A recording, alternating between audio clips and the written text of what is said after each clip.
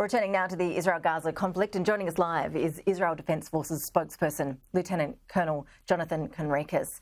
Jonathan, we appreciate you joining us as always. Thank you for your time. As we've been reporting today, the US, Qatar and Hamas are all saying that the truce has been extended for an extra 48 hours, although we've had no official confirmation, as I understand it, from the Israeli side yet. It is obviously the early hours of the morning there, which may explain that. But can you confirm that truce extension for us now?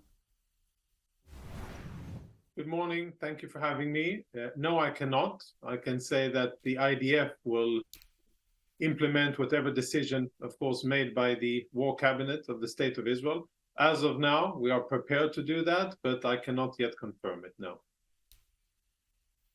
Okay, so assuming these reports coming out of the US, Qatar are correct, and that 4-day ceasefire is extended by another 2 days, what is your expectation about what that would achieve on the hostage front? And what are the risks in terms of what that will allow Hamas to achieve as they use that time to regroup? Yes, what it would achieve, the most important outcome, if and when it happens, would of course be the safe return of at least 10 live Israelis every day from Hamas captivity, and that would be a very positive thing.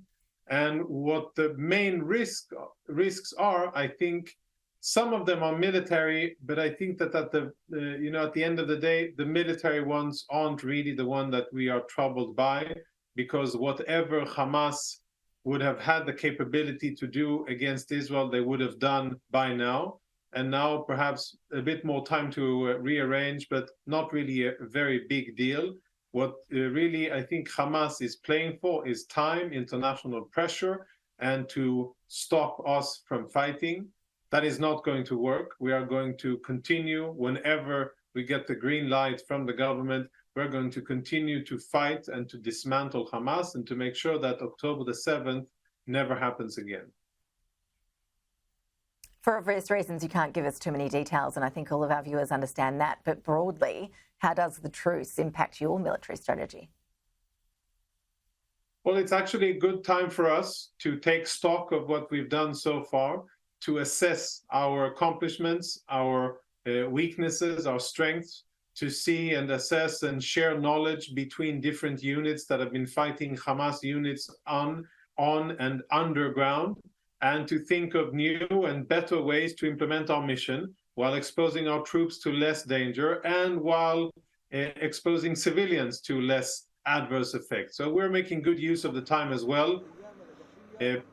Most people are concerned with what Hamas is using their time for. We're using it for good things as well.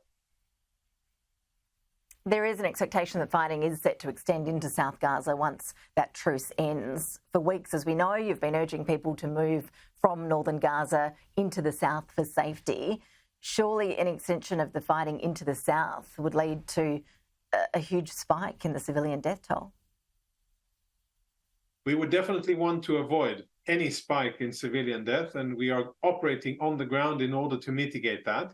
And before any major combat steps are taken, then we will do everything possible and physically feasible within the constraints of the Gaza Strip to have civilians out of harm's way.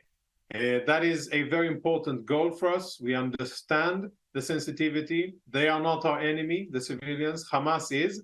And I think that now Gazans understand very clearly what it is that Hamas is doing.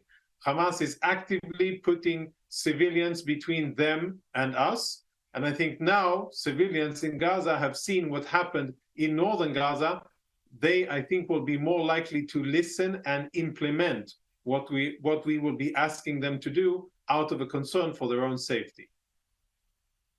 And what is that you're asking them to do? Because as we know, leaving Gaza is virtually impossible. So what advice are you giving those, I think it's 1.8 million people or so who are stuck in South Gaza, who are now bracing for fighting to increase in that region after this truce expires?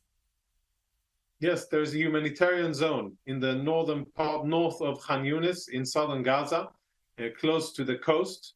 That is the designated area where civilians should go to in order to be in the safest possible location in Gaza.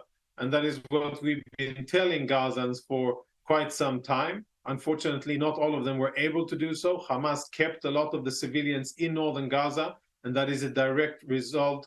And as a result, the direct result, people were killed and injured, which is, of course, sad. And I hope that, I wish that wasn't the case, but it is. And in order to prevent that in the future, then Gazans need to make the smart decision to listen to our warnings, to go to the humanitarian zone, to find shelter there and to remain there until fighting is concluded. Lieutenant Colonel Jonathan Conricus, appreciate you joining us. Thank you. Thank you for having me.